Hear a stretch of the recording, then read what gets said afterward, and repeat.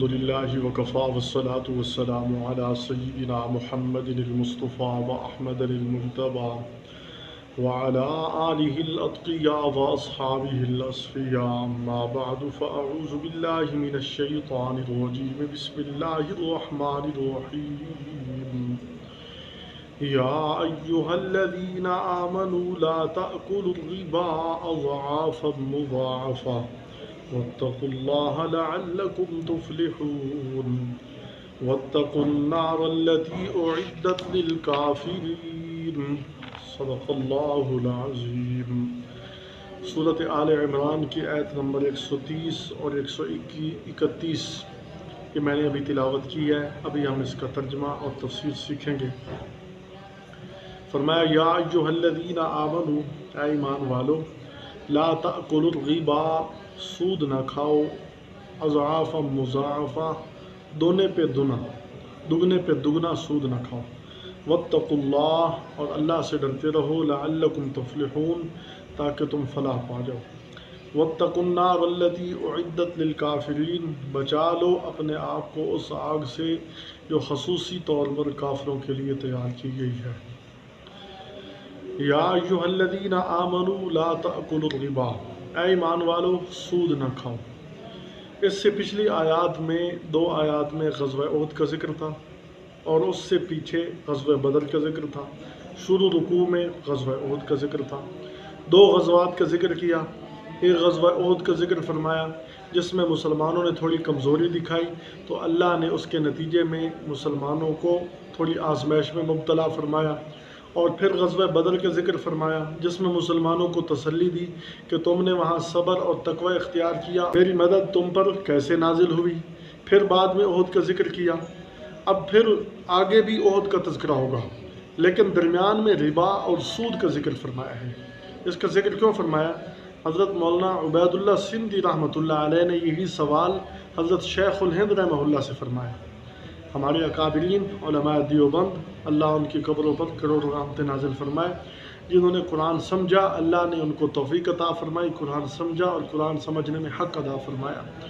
وہ فرمانے لگے حضرت شیخ الہند رحمۃ اللہ علیہ کہ یہاں بڑی باریک طور پر بات سمجھنی چاہیے کہ جب غزوہ احد ہوا، احد کے اندر مسلمانوں پر آزمائش آئی، مسلمانوں کے 70 آدمی شہید ہوئے، اور اس وقت مسلمانوں کے جذبات ابھر پڑے، اور ان جذبات کے آ کر مسلمانوں نے یہ بات کی کہ جب ہم کافروں پر غالب آئیں گے تو ان کے دگنے ماریں گے، ان کے زیادہ ماریں گے۔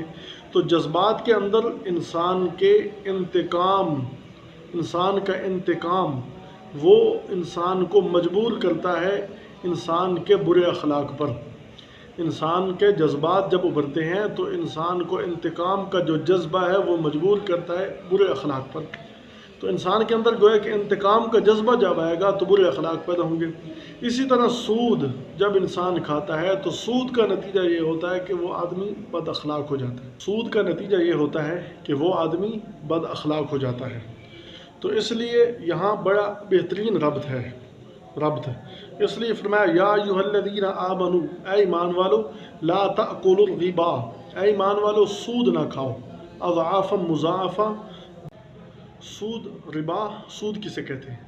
سود کہتے ہیں کہ جب رقم کے ساتھ تقابل کیا جائے یا جنس کا جنس کے ساتھ تقابل کیا جائے اور اس میں جو ہے نا زیادتی کی شرط لگا دی جائے۔ ایک آدمی کسی کو ادھار رقم دیتا ہے، مثال کے طور پر وہ کہتا ہے کہ میں آپ کو 10,000 روپے دے رہا ہوں، اور 2 مہینے کی مدت لیتا ہے، اور 2 مہینے بعد میں آپ سے 11,000 لوں گا۔ یہ 11,000 رقم سے تقابل ہے، لیکن بغیر کسی چیز کے منافع لے رہا ہے، اس کو سود کہتے ہیں۔ اسی طرح جنس کا جنس سے تقابل، ایک آدمی دوسرے کو گندم دیتا ہے، 1 من گندم، کہتا ہے میں جب آپ سے لوں گا تو 2 کلو 4 کلو زیادہ لوں گا، تو یہ 2-4 کلو یہ سود کہلاتا ہے۔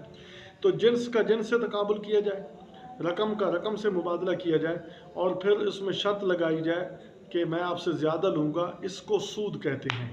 تو قرآن حکیم نے فرمایا لا تأکلوا الربا، سود نہ کھاؤ۔ سود تو مطلقاً حرام ہے، چاہے وہ سود تھوڑا ہو یا زیادہ ہو، رقم تھوڑی ہو یا زیادہ ہو، دونا چگنا۔ قرآن حکیم نے فرمایا دگنا چگنا بھی نہ کھاؤ، تھوڑا بھی نہ کھاؤ، مطلقاً سود کو حرام قرار دیا ہے۔ دگنا چگنے کا مطلب یہ ہے کہ جیسے زمانہ جاہلیت میں دستور تھا کہ لوگ کسی کو سود پر رقم دیتے، اس کی مدت مقرر کر لیتے، 10,000 روپے دیے، 2 مہینے بعد آپ سے 11,000 لوں گا۔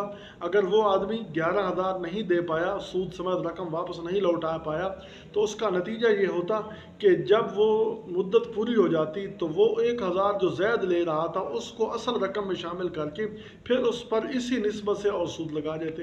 یہ دگنا چگنا سود ہے۔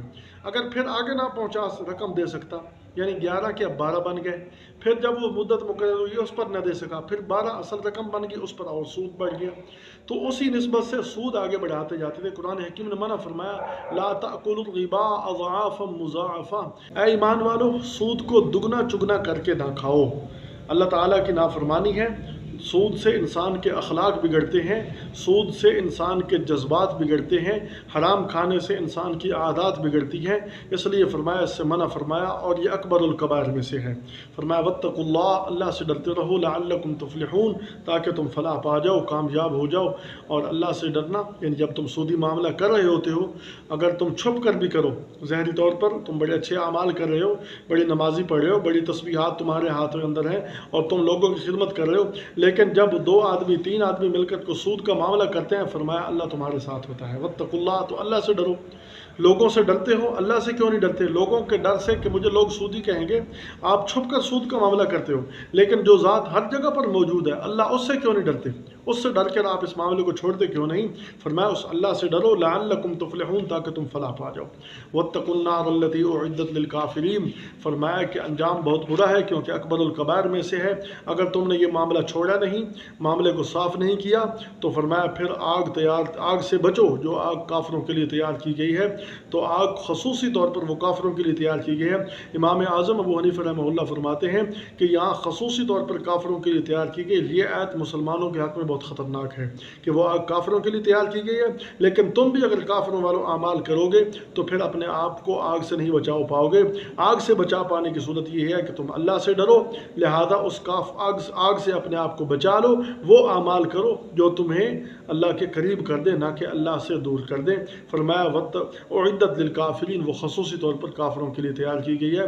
اللہ ہم سب کی اکبر الکبائر گناہوں سے محفوظ حفاظت فرمائے، تمام امت مسلمہ کی حفاظت فرمائے۔ وما توفیقنا الا باللہ۔